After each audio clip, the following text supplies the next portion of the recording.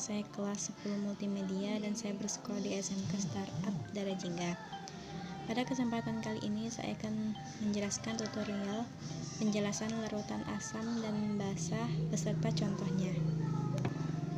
Yang pertama, pengertian larutan asam. Larutan asam merupakan larutan yang bersifat asam. Larutan asam bila dilarutkan dalam air akan menghasilkan ion H+.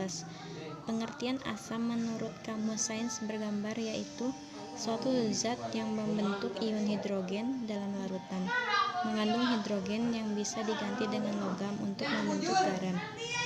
Beberapa asam bersifat korosif dan kebanyakan asam bisa mengubah suatu indikator.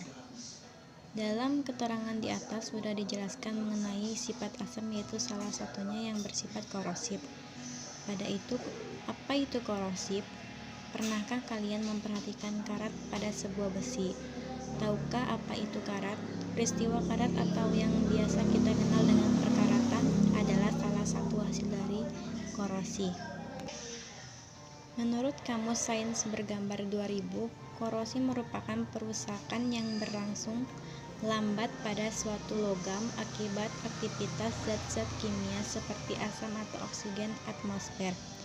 Misalnya tembaga yang diletakkan di udara terbuka akan terkorosi dan membentuk suatu lapisan hijau.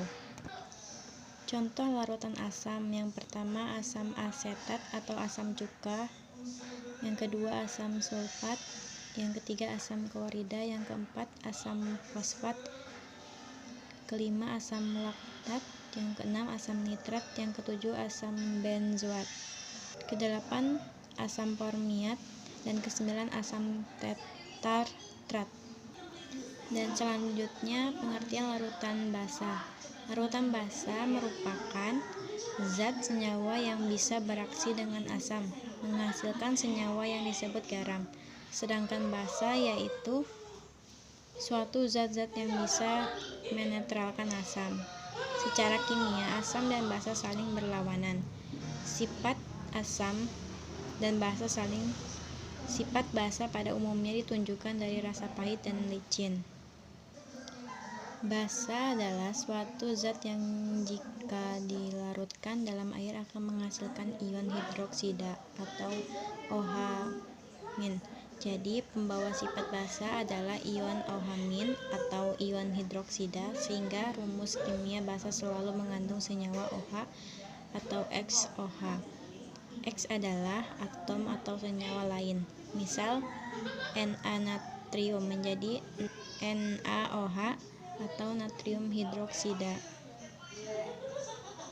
Sedangkan menurut Kamus Sains Bergambar 2000, basa ialah suatu zat yang bereaksi dengan suatu asam untuk membentuk garam dan air saja, umumnya berupa suatu oksida logam atau hidroksida logam. Dan klasifikasi larutan basa sama halnya dengan zat asam. Zat basa juga dapat dengan mudah kita temui dalam kehidupan sehari-hari. Sifat licin dan rasanya yang pahit merupakan cara mudah untuk mengenali zat basa. Beberapa contoh zat basa yang sering digunakan adalah: yang pertama, natrium hidroksida atau soda api atau soda as, dan kalium hidroksida sebagai bahan baku pembersih dalam rumah tangga, misalnya sabun mandi, sabun cuci, deterjen, pemutih dan pembersih lantai.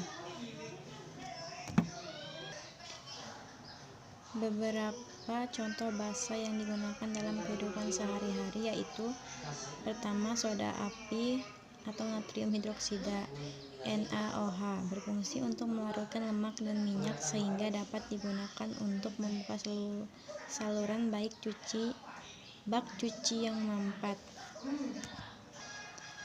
Yang kedua, kalsium hidroksida atau kapur CaOH2 digunakan untuk kapur siri dan sebagai bahan bangunan, yaitu campuran adukan semen. Yang ketiga, amonia atau larutan NH3 digunakan dalam pembersih muka atau pembersih kaca. Yang keempat, asam dalam tubuh. Basa kehidupan sehari-hari. Yang pertama, soda api atau natrium hidroksida NaOH berfungsi untuk melarutkan lemak dan minyak, membersihkan oven, menghancurkan selulose. Yang kedua, kalsium hidroksida atau kapur CaOH. Yang ketiga, amonia atau larutan NH3 digunakan sebagai pembersih kaca. Baiklah, sekian hasil dari penjelasan saya. Saya akhiri dengan wassalamualaikum warahmatullahi wabarakatuh.